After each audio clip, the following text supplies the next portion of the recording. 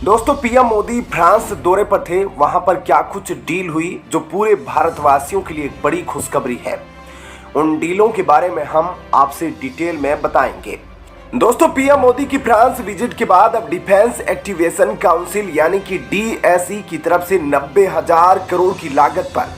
26 Rafale marine fighter विमान और 3 scorpion submarine खरीदने की इजाजत दे दी जा चुकी है, जो एक ऐसी खबर है जिसे चीन और पाकिस्तान अपना सबसे बुरा सपना मान रहे हैं, क्योंकि भारत द्वारा अपनी नौसेना के लिए 26 राफेल फाइटर विमान खरीदना हिंद महासागर के क्षेत्र में भारत की बढ़ती महत्वाकांक्षा और चीन को काउंटर करने की परियोजना के बारे में साफ तौर पर दर्शाता है।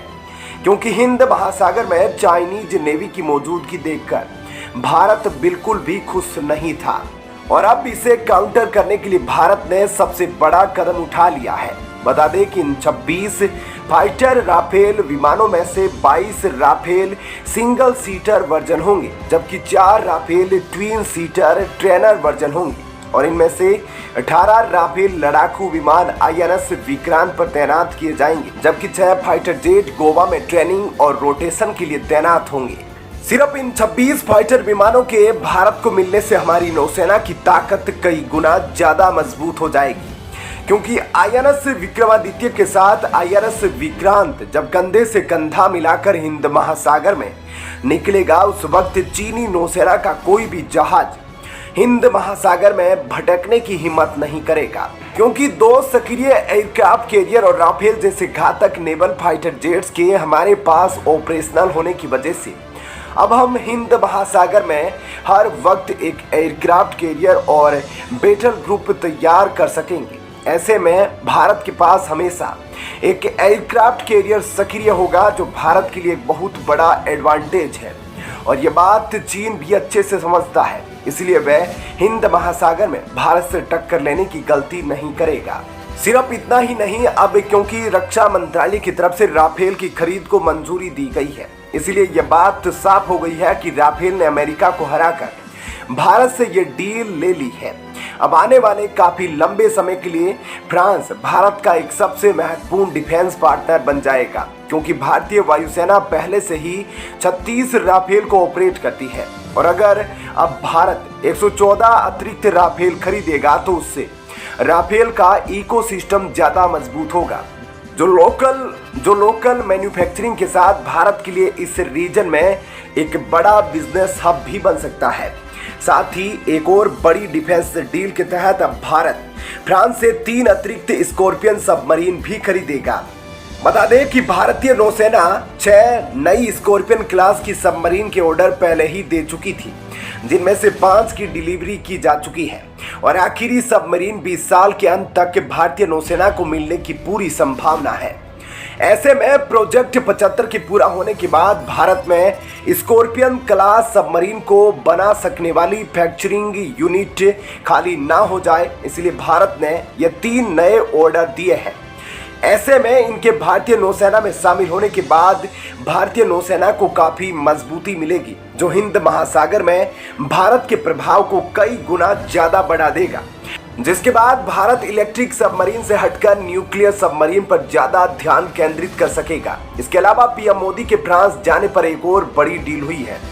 जिसके तहत इस बात का खुलासा हुआ है कि सिंगापुर के बाद अब फ्रांस दुनिया का पहला ऐसा यूरोपियन देश बन सकता है जो भारत के UPI सिस्टम से खुद को लिंक करेगा। और अगर ऐसा हो गया तो हम ये बात खुलकर कह पाएंगे कि यूरोपियन देश भी अब भारत के डिजिटल पेमेंट इकोसिस्टम का लोहा मानना शुरू कर चुके हैं, जो एक भारतीय के तौर पर हम सभी के लिए काफी गर्व की बात है, क्योंकि अब एक के बाद एक कई सारे देशों से भारत के UPI का परचम लहराता नजर आ रहा है। तो दोस्तों, ऐसे में इस खबर के बारे में आपकी क्या राय है, हमें कमेंट करके जरूर बताएं। और अब आपको बताते हैं ऐसी ही एक और बड़ी खबर।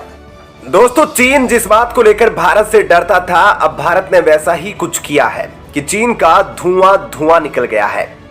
बता दें कि भले ही चीन भारत को क्यों UNSC में वीटो पावर नहीं देता, लेकिन शायद उसे मालूम है कि भारत के पास भी एक ऐसी सुपर पावर है जिससे चीन का धुआं निकल सकता है। ऐसा ही कुछ भारत ने किया है। भारत ने अपनी जो MTCR में सदस्यता है उसका लाभ उठाकर कुछ ऐसा किया जिससे पूरे चीन में हलचल मच गई। आपको डिटेल में बताते हैं कि क्या कुछ भारत ने किया है। दरअसल दोस्तों, ब्रह्मोस एरोस्पेस के CEO द्वारा चीन के S-400 को लेकर एक बहुत बड़ा खुलासा कर दिया गया है। ऐसे में आप सोच रहे होंगे कि S-400 और MTCR के बीच क्या संबंध है।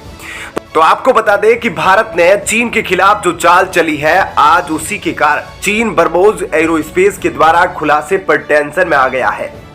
बता दें कि ब्रह्मोस एरोस्पेस द्वारा खुलासा किया गया है कि चीन ने S-400 की तैनाती कर रखी है।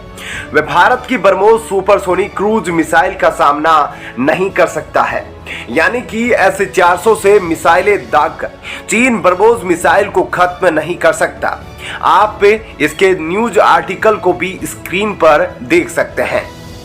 दरअसल जब चीन और रूस के बीच मिसाइल डिफेंस सिस्टम की डील हुई थी तो उस वक्त रूस ने चीन से S-400 की कीमत वसूल की, लेकिन जब S-400 देने की बात आई तब उसने चीन को S-300 ही दिया, क्योंकि चीन MTCR का सदस्य देश नहीं है और जो देश MTCR में शामिल नहीं होते वे 300 किलोमीटर से ज्यादा की दूरी तक मार करने वाली मिसाइलों को दूसरे देशों से इंपोर्ट नहीं कर सकते। यही वजह है कि चीन को मजबूरी में S-300 ही लेना पड़ा था। उधर चीन बार बार MTCR में अपनी सदस्यता का प्रस्ताव पेश करता है, लेकिन वहां पर भारत चीन के खिलाफ अपनी सहमति जाहिर करता है, जिस वजह से आज तक चीन MTCR का सदस्य नहीं बन पाया है। वहीं ब्रह्मोस एरोस्पेस के CEO और MD ने खुलासा किया है कि S-400 को बैलिस्टिक मिसाइलों को मार गिराने के लिए बनाया गया है, लेकिन ब्रह्मोस मिसाइल एक सुपरसोनिक क्रूज मिसाइल है जिसके अंदर काफी अलग अलग विशेषताएं हैं और यह असाधारण गति और हवा में अपने रास्तों को बदलने की काबिलियत के चलते S-400 सिस्टम या किसी भी मिसाइल के लिए इसे आसानी से मार गिराना मुमकिन नहीं होता। ऐसे में जैसे ही यह बात सामने आई है तो यह बात चीन के लिए काफी चिंता का विषय बन गई है, क्योंकि MTCR में सदस्यता न होने के चलते चीन इससे ज्यादा दूरी तक मार करने वाली मिसाइलों को नहीं खरीद सकता है और ये जो मिसाइल है अभी चीन के पास, ये भारत की ब्रह्मोस मिसाइल का कुछ भी नहीं बिगाड़ सकती। ऐसे में चीन के लिए जरूरी है कि वह जल्द ही MTCR में सदस्यता को किसी भी कीमत पर हासिल करे, लेकिन भारत चीन को कभी भी MTCR में आसानी से सदस्यता नहीं देगा, क्योंकि UNSC में भारत की परमानेंट मेंबरशिप और वीटो पावर के लिए हमेशा से चीन मना करता आया है और चीन भारत से MTCR में सदस्यता के लिए अक्सर रिक्वेस्ट करता है, लेकिन भारत चीन को अच्छे से जानता है और भारत ने भी साफ मना कर दिया है कि जब तक UNSC में चीन उसे परमानेंट मेंबरशिप और वीटो पावर दिलाने में सपोर्ट नहीं करता तब तक भारत चीन को MTCR का मेंबर कभी नहीं बनने देगा। ऐसे में अब चीन के सामने एक मुश्किल स्थिति खड़ी हो गई है और अब देखना होगा कि इस खबर के बाद क्या अब चीन भारत के लिए UNSC में कोई कदम उठाता है, क्योंकि ऐसा करने पर ही चीन को MTCR में सदस्यता मिल सकती है और उसके बाद ही वो रूस से और बड़ी बेहतर मिसाइलें खरीद सकता है। तो दोस्तों, ऐसे में इस खबर के बारे में आपकी क्या राय है, हमें कमेंट करके जरूर बताएं।